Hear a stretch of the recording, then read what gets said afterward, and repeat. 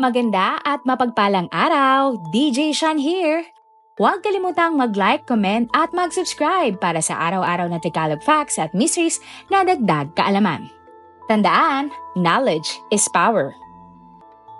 Alam mo ba at naabutan mo ba ang nangyaring trahedya sa Doña Paz na barko? Isa nga ito sa pinakamalagim na pangyayari sa kasaysayan ng Pilipinas kung saan nangyari ito bago magpasko. Ang isang simpleng paglalakbay ng mga biyaherong lulan ng barkong Doña Paz para bisitahin ang kanilang mga pamilya sa Maynila ay nauwi sa trahedya. Ang mga takot na mga pasahero ay sinugal pa ang kanilang mga buhay para tumalon sa nasusunog na barko sa pag-asang sila ay makakaligtas. Pero karamihan sa kanila, ito ang pinakamaling desisyon na kanilang ginawa. Ang kanilang pagtalon sa barko ay naging dahilan ng kanilang agarang pagkamatay. Hindi ito ang unang beses na nagkaroon ng aksidente ang shipping company na may-ari ng Doña Paz na pwede sanang naiwasan at hindi na nga nangyari ang aksidente. December 20, 1987, lumayag ang pampasaherong barko na Doña Paz at inaasahan na makakarating ito sa kanyang destinasyon sa Maynila. Ang biyahe ng Doña Paz ay 2 beses lamang kada linggo. Ito ay simula Tacloban, Leyte at dumadaong sa Maynila na mayroong stopover sa Catbalogan. Ang paglubog ng Doña Paz ay isa sa tinaguriang biggest maritime disaster pero maraming hindi nakakaalam ng tungkol dito. Sa katotohanan, kahit ako na isang millennial ay ngayon lamang narinig ang trahedya na ito. Ang nakakalungkot pa, higit sa 3 beses ang dami nang namatay sa Doña Paz na barko kung ikukumpara ito sa nangyaring trahedya sa Titanic. Sa kalagitnaan ng biyahe, bumangga kasi ang Doña Paz sa isang oil tanker na ang pangalan ay MT Vector sa Dumali Point malapit sa isla ng Marinduque o tinaguriang Tablan Strait. Ang MT Vector ay galing Bataan at papuntang Masbate.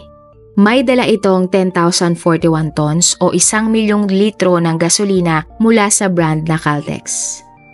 Nang magkasalubong nga ang Doña Paz at MT Vector, sa kasamang palad, ang dalawang barko ay parehas na hindi na nakarating sa kanilang mga destinasyon. Tanging 25 na pasahero lamang ng Doña Paz at 2 crew ng MT Vector ang nakaligtas at nakapagsabi kung ano ang nangyari ng gabi na iyon. Ang nakakalungkot nga, wala ni isang crew member ng Doña Paz ang nakaligtas. At ang 2 crew member na buhay ay natutulog pa nang nangyari ang salpukan ng 2 barko. Kaya naman ang 25 na nakaligtas na pasahero ng Doña Paz ang tanging nakapagbigay ng salaysay kung ano nga ba ang nangyari ng araw na iyon. Ating alamin ang buong pangyayari sa Doña Paz tragedy. Tinatayang aabot ng 16 milyon na katao ang nagbabiyahe sa loob ng Pilipinas kada taon. At dahil tayo ay may higit na 7,000 na isla, para sa nakakarami, ang pinaka-praktikal na transportasyon ay ang bangka at barko. Nang panahon ng 1987, normal na kalakaran sa mga barko ang overloading o overcrowding ng mga pasahero, lalo na kapag Christmas season. Kung ikaw ay madalas na nasakay sa barko, naabutan mo ba ang mga panahon na ito? December 20, 1987 ng linggo, alas 6:30 ng umaga, lumayag paalis mula Leyte ang Doña Paz para sa susunod na araw ay makarating na nga ito sa Maynila. Sabik na sabik ang mga pasahero dahil nais silang makita at makasama ang kanilang mga mahal sa buhay sa araw ng Pasko. Ayon sa manifesto ng barko, ito ay may lula na 1,493 na mga pasahero at 59 dito ay mga crew members. Sinabi ng ilang mga witness na 1,005 na katao lamang ang pwedeng isakay ng barkong Doña Paz. Kaya tila nga daw pumapaling na pakaliwa ang katawan ng barko nang ito ay nasa daungan pa lamang. Senyales na mabigat masyado ang barko. Sinabi din ng mga survivors na punong-puno umano ang Doña Paz. Ayon nga sa survivor na si Alaudia Bascal na kasama ang kanyang tatay na si Salvador Bascal, siksikan daw halos sa loob ng barko na parang langgam ang mga pasahero. Dagdag pa ni Alaudia, 4 o higit pang tao ang tabi-tabi sa higaan o papag na gawa ng mga pasahero. Ang iba naman ay nakaupo lamang sa sahig at kanya-kanyang paraan kung paano magiging komportable sa biyahe. Ibig sabihin, punong-puno na ang mga bunk beds o ang mga kama sa barko na may 3 palapag. Ayon naman sa isa pang survivor na si Lutogardo Niedo na isang military officer, siya at ang 1,000 sundalong kasama niya ay humabol para makasakay sa barko kaya hindi sila naisama sa opisyal na listahan ng mga pasahero. Ayon din sa ilang mga survivors, pinaniniwalaan na halos 1,000 bata edad 4 na taong gulang pababa ang hindi na rin nailista sa manifesto. Ibig sabihin, doble o mahigit 3,000 na ang bilang ng mga pasahero ang sumasakay sa barko, kung ikukumpara sa listahan na dapat ay 1,500 lamang. Ang banggaan. Bandang 10:00 ng gabi, maraming pasahero ang natutulog na sa barko dahil malapit na silang dumaong sa Maynila bandang 4:30 ng umaga. Maaliwalas ang panahon habang tinatahak ng Doña Paz ang Tablas Street. Ang survivor na si Salvador Bascal ay nasa top deck ng gabing iyon at nakita niya umano ang ilaw ng isa pang barko na papalapit sa kanila. Maya-maya pa napansin ni Salvador na masyado nang malapit ang barko na iyon at mukhang babangga na ito sa barkong Doña Paz. Hanggang sa bigla na nga lang nangyari ang banggaan. Ang MT Vector na isang oil tanker na may lamang 1,000 tonelada ng krudo ay mabilis na lumiyab. Lula nito ang 13 na crew members. Subalit kahit na may good visibility o malinaw ang gabi at kalmado ang dagat, hindi umuulan at hindi rin maalon, sumalpok ang MT Vector sa unang bahagi ng Doña Paz. At ilang saglit lamang ay sumabog ang makina ng Doña Paz at nasunog. Mabilis na kumalat ang apoy sa barko dahilan para matrap o hindi makalabas ang maraming mga pasahero sa ibabaw ng barko. At dahil sa pagsabog ay nawalan din ng kuryente at ilaw ang Doña Paz kaya nagdulot ito ng panic at stampede sa mga corridors. Kaya nga hindi masyado naiwasan ng mga pasahero ang apoy at usok nang nasusunog na ang mga barko. Ang daang-daang pasahero na umabot sa pinakaibabaw ng barko ay tumalon sa dagat kahit alam nilang maraming pating sa Tablas Street para sana nga ay makaligtas sa sunog. Pero dahil sa pagsabog ng Doña Paz, natamaan nga ang krudo na dala-dala ng MT Vector at umapaw ang krudo sa dagat at nagliyab. Mabilis na naging apoy ang mapayapang dagat. Dali-dali ding kumalat ang apoy dahil sa malakas na hangin. Ang ilang witness ay kalunos-lunos na nasaksihan ang mga tumalon sa dagat dahil bukod sa nagbabaliang apoy ay nakita nila ang mga kapwa nila pasahero na wala ng buhay at inabot na ng apoy at nasusunog. Ang survivor na si Lutogardo Niedo na isa sa mga unang tumalon sa Doña Paz ay sinabi na ilang minuto lang daw matapos magbanggaan, ang 2 barko ay sumabog parehas at ang mga krudo nga ay tumapon sa dagat. Ang survivor naman na si Alodia ay nagawang tumalon din sa dagat pero hindi naman siya naabutan ng apoy. Nahirapan si Alodia na lumangoy palayo sa 2 barkong sumabog sa sobrang init ng tubig dagat dahil sa sunog. Halos ang buong paligid nga ng mga barko ay parang kumukulo ang tubig dagat. Napagod na nga si Alodia sa kalalangoy at malapit na bumigay pero sa kabutihang palad ay nakita siya ng kanyang tatay na si Salvador at agad na nabigyan ng tulong. Mahigit 1 oras lumangoy si Alodia at Salvador papalayo sa mga barkong sumabog at ilang sandali pa ay nailigtas sila ng barkong Don Claudio, isang cargo vessel. Nakasama rin nila sa barkong iyon ang iba pang mga survivors. Ibabahagi ko na lang din ang kwento ng aking lola. Ayon sa aking yumaong lola, mayroon daw kaming malayong kamag-anak na nakaligtas mula sa trahedya ng Doña Paz. Sinabi ng kanyang kamag-anak na kahit na nakainom na siya ng maraming tubig sa dagat, siya ay nakaligtas dahil siya ay buntis at lumutang-lutang imbis na lumubog. Ayon naman sa mga investigasyon, pinaniniwalaan na mahigit 4,300 na katao ang sakay ng Doña Paz ng gabi na iyon. At tanging 24 na pasahero lamang ang nakaligtas sa Doña Paz at 2 crew member ng MT Vector. Marami sa 24 na survivors ang nagtamo ng third-degree burns.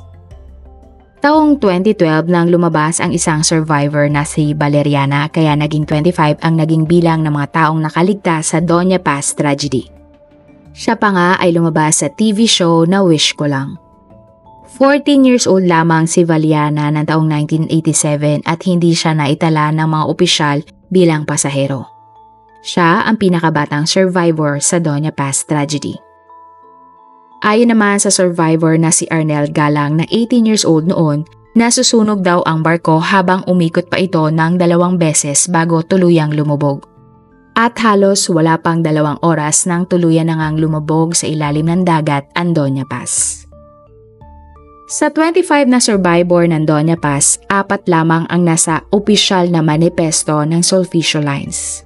Patunay na nagkaroon ng kapabayaan at may naglagay umano para lang makasakay ang lahat ng tao kahit na ito ay delikado na. Patunay din na marami nga sa mga pasahero ang sumakay sa barko kahit na last minute. Ang MT Vector naman ay lumubog matapos ang 4 na oras. Ang nangyaring banggaan ay nalaman lamang ng gobyerno ng Pilipinas at ng Coast Guard 8 oras matapos ang salpukan ng 2 barko. 8 oras pa bago nagsagawa ng search at rescue operations ang mga otoridad. Sa mga sumunod na araw, nasa 207 lamang ang mga katawan na nakita sa mga dalampasigan ng Tablas Street. Marami ang naniniwala na kaya kakaunti lang ang na-recover na mga labi ay dahil kilala ang Tablas Street na pugad na mga pating. Pero ayon sa mga eksperto, ang tingin nila, maraming pasaherong namatay sa mga lower decks o ilalim na bahagi ng barko kung saan karamihan ng mga pasahero na parang sardinas na nagsisiksikan. Hindi na nakalabas ang mga tao na ito dahil sa lakas ng pagsabog at apoy. At hindi na nga rin na-recover ang kanilang mga labi. Nung una nga, akala ng marami nasa 1,405 lamang ang bilang ng mga nasawi sa aksidente. Pero napansin ng mga kinakaukulan na biglang dumami ang kaso ng mga nawawalang tao matapos ang paglubog ng Doña Paz. Dumami kasi ang mga pamilyang lumalapit sa mga otoridad at sinasabi na ang kanilang mahal sa buhay ay sumakay sa Doña Paz. Dito na nga napagtanto ng mga opisyal na mahigit 4,000 ang sakay na pasahero ng barkong Doña Paz. Pero paano nga ba nagbanggaan ang Doña Paz at MT Vector? Ayon sa mga witness, maganda ang panahon at malinaw naman ang gabi ng araw na iyon. Ang 2 barko ay parehas bukas ang mga ilaw at tama lamang ang kanilang takbo. Malawak din ang karagatan at walang maliliit na isla sa gitna ng dagat para iwasan. Sa salaysay ni Second Officer Reynaldo Tarife na crew member ng MV Vector, kulang daw sa tauhan ang kanilang barko. Siya at ang kapitan ng Vector na si Captain Celso Abela ay wala ding kaukulang lisensya para magpaandar ng barko. Si Kapitan Celso ay meron lamang second officer license, samantala ang chief engineers ay wala ding lisensya. Wala ding certificate of inspection ang Vector dahilan para ituring na unseaworthy ito o hindi dapat lumayag sa dagat. Ang Board Marine Inquiry naman o Congress hearing ay nalaman na 2 tao ang dapat na kinakailangan para mamaniobra ang manibela ng Vector dahil sobrang bigat nito. Kaya ito ay dapat palipat-lipat ng daan sa dagat, maaaring naging dahilan para malito ang crew ng Doña Paz kung sila ba ay tatama o hindi sa Vector. Sa sinumpaang salaysay naman ng mga survivors ng Doña Paz, ang kapitan na si Captain Eusebio Nazareno ay nanonood daw ng pelikula nang mangyari ang bagaan. Samantala, ang 2 senior officers ng Doña Paz ay nakitang nag-iinom ng beer habang naka-duty. Ayon din sa survivor na si Lutogardo Niedo, nagpa-party daw ang mga crew ng Doña Paz kaya malamang daw ay trainee lamang ang nagmemenor ng barko. Pero ang isa sa mga naging katanungan ng karamihan, bakit hindi nag-usap o nagradyo ang 2 barko sa isa't isa nang sila ay malapit nang magkabanggaan? Sa pag-iimbestiga ng Board of Marine Inquiry, ang Vector are expired na ang lisensya ng kanilang radyo kaya hindi ito nagana. Samantala, peke o walang radyo naman ang Doña Paz. Pero sino nga ba ang dapat sisihin sa trahedyang ito? Ayon sa Board Marine Inquiry, nangyari ang malagim na trahedya dahil sa mga safety malpractices ng parehong barko. Ang may-ari ng MV Vector ay inaakusahang may sala sa nangyaring trahedya dahil ang kanilang barko ay hindi seaworthy, walang lisensya, bantay at ang kapitan ay hindi qualified magpaandar ng barko. Ayon din sa Board Inquiry, ang mga nagpapatakbo at ang may-ari ng MV Vector na si Francisco Sorian ng Vector Shipping Corp ang tanging may sala. Sa makatawid, wala daw pananagutan ang may-ari ng Doña Paz sa Sulpicio Line sa insidente. Pero sa pag-iimbestiga naman ng Philippine Coast Guard, wala daw sa kani-kanilang mga estasyon ng Doña Paz ang mga crew na nangyari ang banggaan at tanging trainee lamang ang iniwan sa manibela ng barko. Hindi din daw ginabayan ng crew ng Doña Paz ang mga pasahero kung paano at saan ligtas lumikas. Ang malala pa daw, ang mga life vest ay nakapadlock sa mga locker o cabinet. Ayon din sa mga abogado ng Vector Shipping, ang barko na Doña Paz ay second hand lamang at refurbished. Ang Doña Paz na barko ay galing pa sa Japan ng taong 1963 at ito ay binili ng Sulpicio Lines ng taong 1975. June 1979 ay nasunog na ang Doña Paz banggamat walang nasawi, malala ang naging sira sa barko. Ang barko ay hindi na magagamit at dinala na sa isang scrapyard para tuluyang sirain o gawing kalakal. Pero binili uli ito ng Sulpicio Lines, inayos at dinagdagan pa ng 2 palapag para mas maraming pasahero ang makasakay. At taong 1981 nga nang muling lumayag ang Doña Paz. Dagdag pa ng mga abogado ng MV Vector, ang Certificate of Stability ng Doña Paz ay para sa 2 palapag lamang ng barko. Pero nang lumubog ito, mayroon na itong 4 na palapag. Ibig sabihin, hindi na din daw seaworthy ang Doña Paz tulad ng barkong Vector. Ang Certificate of Stability kasi ay patunay na ang isang barko ay kayang bumalik sa derecho o matuwid ng tindig kapag ito ay naandar kahit na mahangin at maalon. Parang sa kotse, pagkatapos lumiko ay kusang bumabalik sa gitna ang manibela para tumuwid. Maaalala na ayon sa mga witness bago pumalaot ang Doña Paz, tagilid o hindi diretso ang tindig ng barko dahil sa overcrowding o overloading. Maari na sa sobrang bigat ay nahirapan ng maniobrahin ng crew ang barko kaya hindi na din nagawang maiwasan ang Vector. 1,500 lang na pasahero ang pwedeng isakay ng barko, pero nang December 20, 1987, mahigit 4,000 katao ang nakasakay at ito din ang bilang ng mga nasawi. Pero ayon nga sa ilan, tila sobrang malas ng Sulpicio Line na may-ari ng Doña Paz na barko. Dahil hindi dito nagtapos ang mga trahedya at kalunos-lunos na insidente para sa Sulpicio Lines. Sa loob ng 11 taon, 3 aksidente pa ang nangyari at umabot na sa halos 5,000 na katao ang nasawi, kabilang na ang mga pasahero ng Doña Paz. Ang aksidente nga na ito ay ang mga sumusunod. December 1987 nang bumangga ang barko ng Sulpicio Lines na Doña Paz at bumangga ito sa Vector Oil Tanker at sumabog. Tinatayang may 4,386 ang nasawi dahil sa banggaan na ito. October 1988, ang Doña Marilyn, sister ship ng Doña Paz, ay lumubog sa dagat ng Leyte at 300 na katao naman ang namatay. September 1998, ang Princess of the Orient na sister ship din ng Doña Paz at Marilyn ay lumubog malapit sa Cavite at Batangas matapos ang isang bagyo kung saan halos 200 na pasahero naman ang pumanaw. Ang pinakahuling masalimuot na insidente ng Sulpicio Lines ay nangyari ng taong 2008. Ang barkong Princess of the Stars ay lumubog malapit sa island ng Sibuyan, Romblon at tinataya na 800 na mga pasahero ang binawian ng buhay. Isa nga ito sa mga nakakalungkot na trahedya dahil napakalapit lang ng barko sa dalampasigan pero madami ang nasawi lalo na at may bagyo na mga oras na iyon. Bilang pag-aalala naman sa mga namatay sa Doña Paz, nagkaroon ng memorial service sa mga biktima ng trahedya.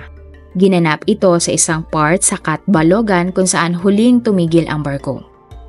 Karamihan sa mga nasawi ay hindi na na-recover pa ang mga labi at ang ilan ay inilibing na din agad na hindi man lang nalalaman ang pagkakakilanlan.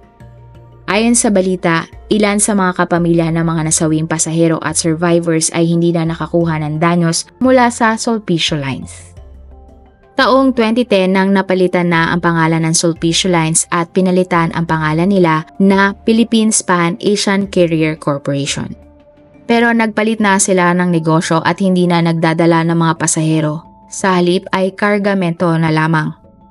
Nagkaroon nga din ng documentary film ang National Geographic ng taong 2009 kung saan ang direktor ay si Yam Lanaras.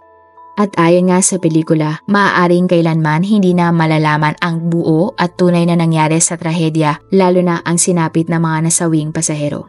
Nagbase lamang kasi ang mga investigador sa mga sinabi ng mga witness at survivors. Pinaniniwalaan kasi na hindi na talaga nagkaroon ng malalim na investigasyon kung paano nagbanggaan ang dalawang barko na naging dahilan ng pagsabog at pagkalubog nito.